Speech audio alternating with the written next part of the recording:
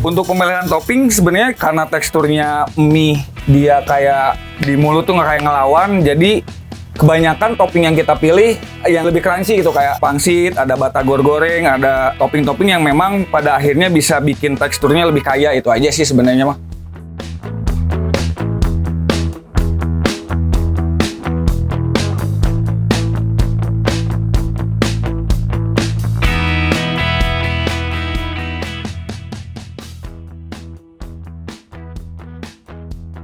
Pada dasarnya kalau punk rock mie ya bisnis kuliner, di mana kita lebih condong ke menu utamanya bakmi, terus mie tek-tek, dan semua yang memang berhubungan dengan mie.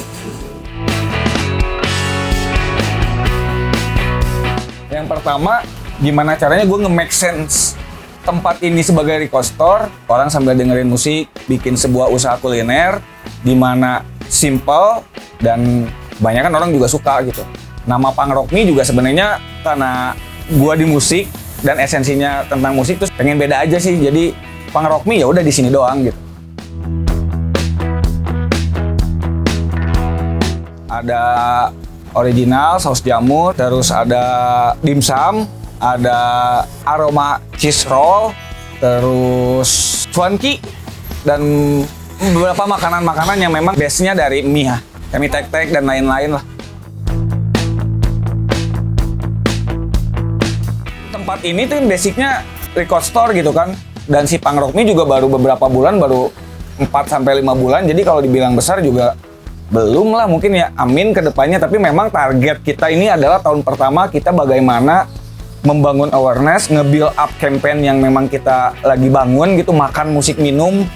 Karena selain jual makanan juga kita ada musiknya juga. Sekarang project yang kita bangun lebih ke gimana caranya orang notice aja dulu gitu.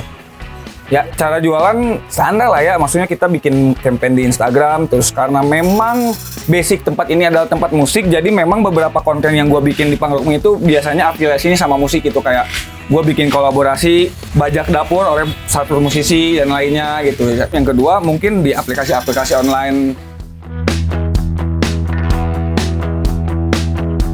Toko ini tuh sebenarnya record store, jualan rilisan fisik, merchandise musik, label distribusi juga.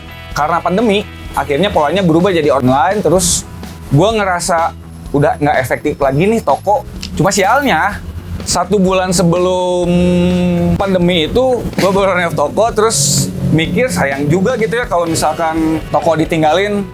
Yaudah, at least gue bikin usaha kuliner aja deh. Gue sulap sebagian record store gue jadi tempat kuliner. Jadi ya hasil jadilah punk rock mie. Susahnya itu adalah ketika kita bikin resep yang selaras dengan lidah gua. Itu tuh udah beberapa kali bikin resep ganti-ganti lagi, termasuk modal. Tapi ya alhamdulillah di era pandemi ini bisa survive sampai sekarang dan masih bisa grow up, masih oke lah gitu. Tips buat nyari bahan-bahannya yang fresh sih sebenarnya.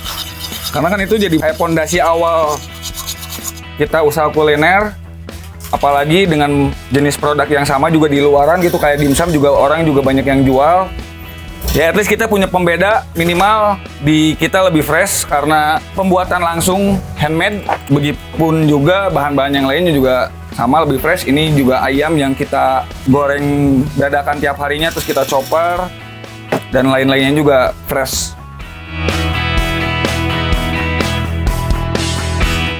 Gue nggak kepikiran buat bikin franchise atau apa punk rock mie ya punk rock mie. Kalaupun ada cabang baru ya nggak franchise, itu tetap dalam satu manajemen punk rock mie.